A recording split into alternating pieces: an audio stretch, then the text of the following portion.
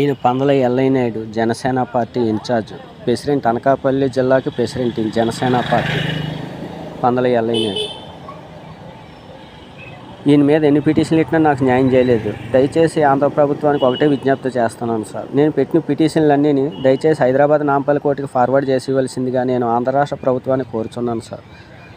నా తరపున నేను పేదవాడిని కాబట్టి నా తరపుని జనసేన నుంచి బయటకు వచ్చిన గుంటూరు అడ్వకేట్ రజనీ మేడం గారిని నా తరపు లాయర్ కింద వాదించవలసిందిగా కోరుచున్నాను. మేడం గారు కేసు గెలిస్తే మా ఊర్లో మేడం గారి విగ్రహం పెట్టేస్తాం sir. High court advocate Rajani madam గారు నా తరపున వాదించవలసిందిగా హైదరాబాద్ నాంపల్లి కోర్టులో కోరుస్తున్నాను. ఇగో సార్ మా ఊరు ప్రెసిడెంట్ పందల ఎల్లయ్య నాయుడు.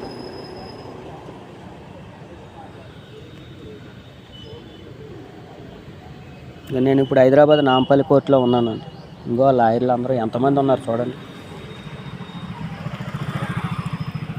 ఇంకో పోలీస్ సార్ పోతున్నారు.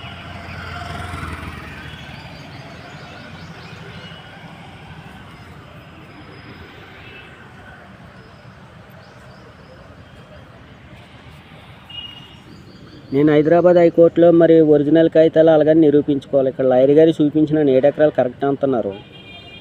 మరి మా ఊరు ప్రజలు, మా కసింకోట పోలీస్ ఆఫీసులు, ఎంఆర్ఓలు, ఆర్డీఓలు నా దొంకాయితాలు అంటున్నారు.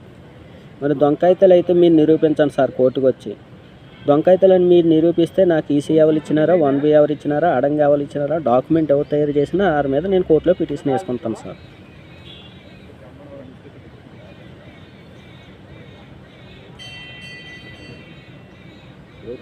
మన ద్వారా తెచ్చిన తాగి తప్పదే